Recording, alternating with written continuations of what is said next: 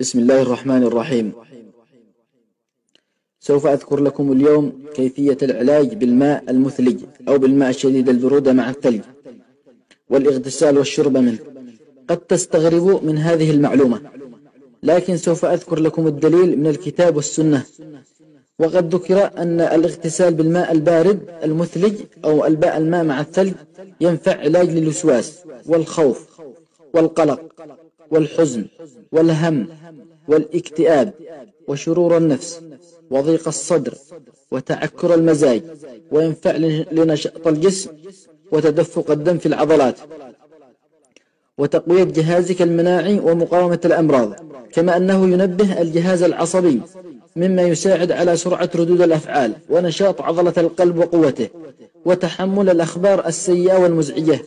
وقيل ينفع أيضا وقت الغضب والزعل ويهدي من روعه، لأن الشيطان يجري في ابن آدم مجرى الدم ويسبب له الأوجاع، ولا يطفئه إلا الماء المثلج، لأن الشياطين والجن مخلوقين من نار والعياذ بالله، والماء البارد يؤذيها ويطردها من الجسد.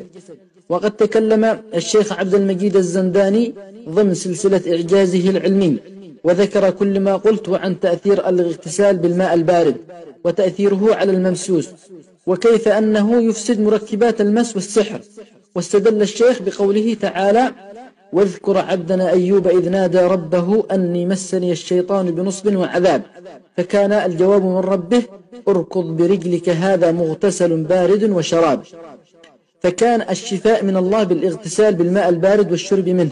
واستدل بدعاء النبي صلى الله عليه وسلم: اللهم اغسلني من الذنوب والخطايا بالماء والثلج والبرد. وتكفينا معرفة أنه كان سببا لشفاء سيدنا أيوب عليه السلام.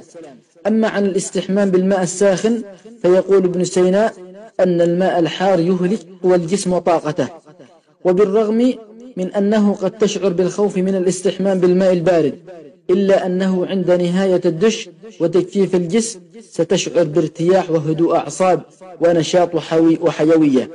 أفيدوا غيركم بمثل هذه المواضيع لما له من أهمية بالغة، فإن الكثير وللأسف يجهل هذه النعمة الكبيرة والفوائد الكثيرة.